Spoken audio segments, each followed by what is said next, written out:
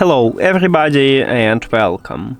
In this video I'm going to show you how to enable bass boost for your earbuds TOZO Tonal Dots.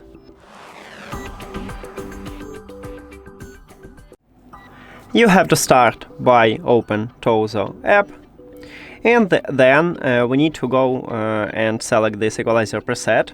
So basically we have a few options how to enable bass boost. The first one is a classical one. You just tap at your current preset or go to more sound effects. It's the same menu, and right here you need to select at the top bass plus. So tap at this line and we have bass boost.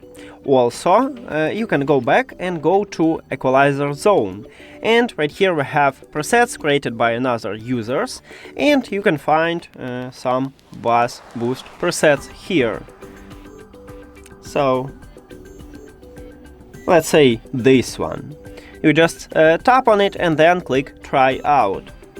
Now we use this preset, but if you want to save it, right here, as you can see, we use it. You need to tap on it and then tap at the sum dot, and now click at the diskette icon and call it bass boost, and then save it. Now you have also this preset. You can find maybe something better for you. If you don't need this preset, just click at the trash icon and you will remove it. That's it.